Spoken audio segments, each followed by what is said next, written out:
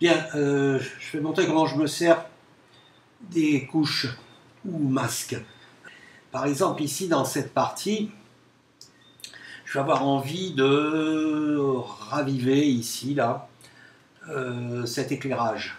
Alors évidemment, je risque de déborder avec mon pinceau sur la partie plus sombre des lanières ici. Et de la même manière, j'aimerais bien travailler sur les lanières, les rendre un petit peu plus sombres, mais ça va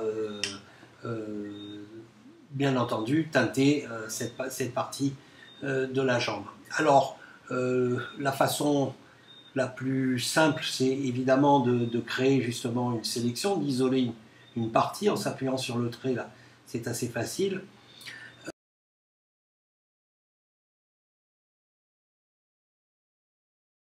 Pour l'instant, pour l'exemple là, je ne vais pas faire une sélection trop sophistiquée.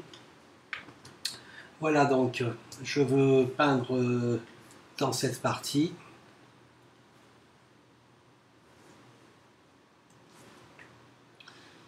J'ai isolé cette partie, donc évidemment, si j'applique de la peinture, là ici du blanc,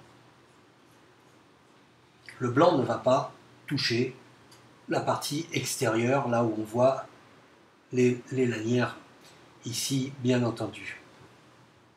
Voilà, ça c'est la méthode la plus simple. Ceci dit, si on veut appliquer cette méthode tout au long du dessin et faire des sélections les unes après les autres, c'est un petit peu fastidieux.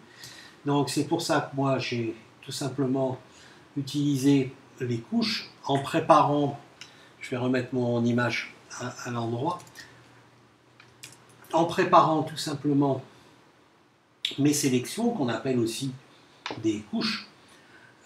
Et donc, je l'avais montré, j'ai la couche par exemple pour la fée complète, j'ai la couche pour la peau, j'ai la couche pour les vêtements, on appelait ça le costume, et la couche pour les cheveux. J'ai nommé chaque couche, vous verrez après, parce que évidemment c'est plus facile pour aller les rechercher. Donc je vais reprendre un exemple d'utilisation des couches. Je vais reprendre à peu près au même endroit.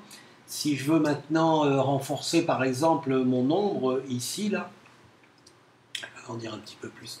Si je veux renforcer l'ombre ici sans toucher cette partie de la lanière, évidemment, ça serait bien de pouvoir sélectionner, comme je l'ai fait là-haut pour la cuisse, pour l'isoler. Donc là, moi, pas utile, c'est pas utile puisque j'ai déjà une sélection de prête.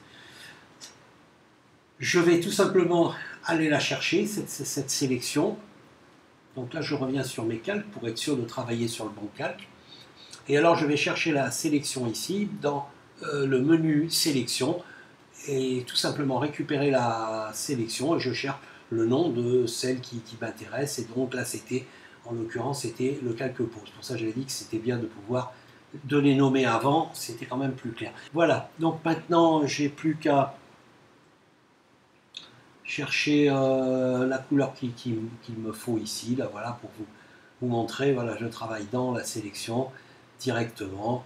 Voilà, donc on peut la masquer la sélection aussi, hein, tout simplement, parce que parfois c'est un petit peu embêtant de travailler avec ces petits pointillés, ça peut troubler. Voilà, là pour l'exemple, je la laisse visible. Donc vous voyez bien que là, quand j'exagère cette ombre, là ici, je travaille, je ne vais pas mettre de la couleur sur le bord de la lanière. Inversement, si je veux travailler par exemple dans cette partie de l'image au-dessus, que je veux renforcer cette partie-là, il me suffit d'intervertir la sélection. Donc je vais dans le menu ici demander intervertir, ou alors je fais le raccourci clavier qui est pomme majuscule I. Et donc maintenant quand je travaille ici, voilà, j'en fais un petit peu plus ici, là, vous voyez, je suis en train de noircir cette partie des lanières, là, ici, sans toucher donc le blanc de le blanc sur la cuisse. À bientôt pour un autre petit tuto.